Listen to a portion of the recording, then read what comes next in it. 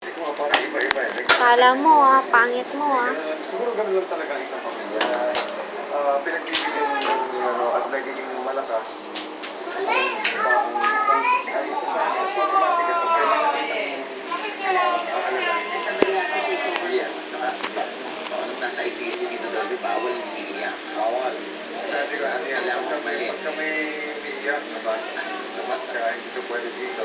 Kasi he doesn't want that eh. He's a personal. Maski pa nung wala ko siya sa ICU, pagka binibisita siya sa bahay, tapos may umiiyak sa kanya, iiyak muna yan sa labas.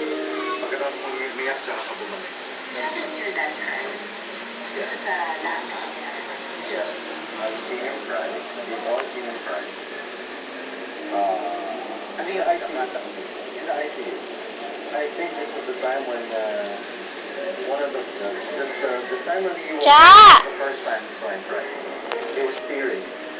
Siguro na it was a realization on his part na ito, may mga dugo ko sa katawan, tapos ayun yung pamilya ko. And nakikita mo kasi yung katawan niya parang gusto niya, hindi na lang masyadong magalaw, pero parang pinipilit niya gumalaw. Pinipilit niya gumalaw, parang he's trying to reach out to us. So,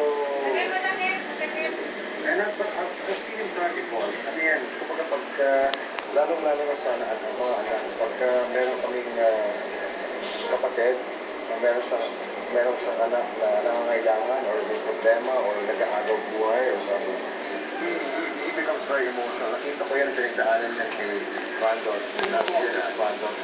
I've never seen my dad so distressed. Talagang. And then I also saw that when my sister gave birth, tas muntik ng si Madonna kasi muntik na yan they had to remove